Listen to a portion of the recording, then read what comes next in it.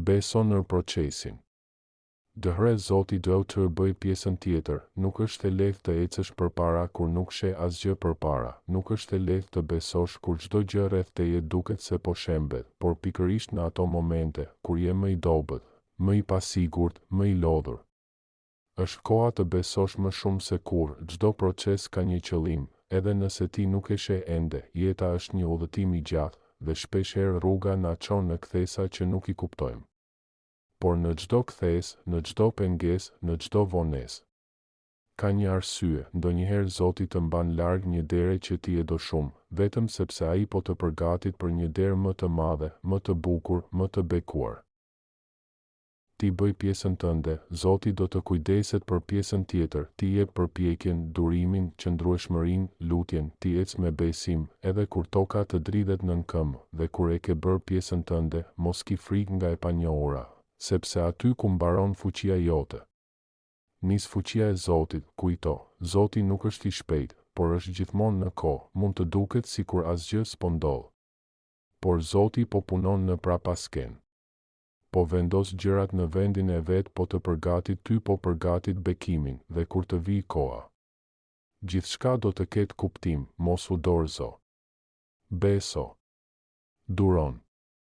Luto, çdo dhimbje që kalon, çdo pengesë që ka përcen, është një hap më afër qëllimit tënd, i fortë në përkushtim, i qetë në shpirt dhe i patundur në besim, sepse Zoti nuk vonon kur pa arsye, ndaj mos u shqetëso për nesër, thuaj me zemër. Unë po besoj në procesin tim. Dhe Zoti do të bëj pjesën tjetër. Ligjet e gangsterëve, logjika e errët çërprek edhe jetën e njerëzve të zakonshëm. Në botën e gangsterëve, ligjet nuk janë të shkruara, por janë më të forta se çdo kushtetull. Ato transmetohen me fjalë, me shembull dhe me ndëshkim. Ato nuk janë thjesht rregulla për kriminal, por një kod i brendshëm sjelljeje i ndërtuar mbi besnikëri, respekt dhe frikë, dhe ndonë se duken të errëta dhe brutale, shumë nga këto ligje janë adoptuar pa vetdije edhe nga njerëzit e zakonshëm në jetën e përditshme.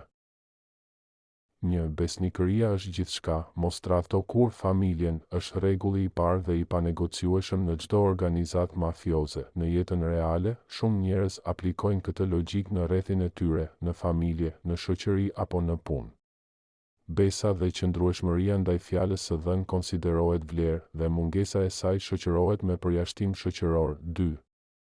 Mos flit kur shumë, kush flet shumë, humb shumë. Gangsterët më të rrezikshëm janë shpesh më të heshturit, edhe në botën e jashtme, njerëzit e matur në të shprehur shpesh perceptohen më të mençur, më të frikshëm, më me peshë. Një mësim i heshtur, fjalët janë të lira, por pasojat e tyre mund të kushtojnë shumë. 3.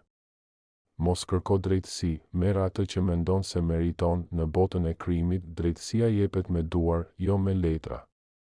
Dhe kjo filozofi, e gabuar apo jo, është reflektuar edhe në jetën civile. Shumë njerëz nuk presin më nga sistemi, por zgjedhin t'i marrin gjërat vet në dorë. 4.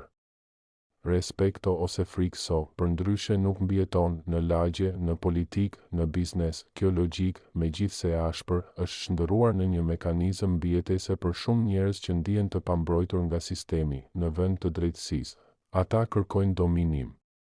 Në vend të dialogut, përdorin autoritetin. 5. Familja mbi gjithçka, por mos i beso askujt verbërisht.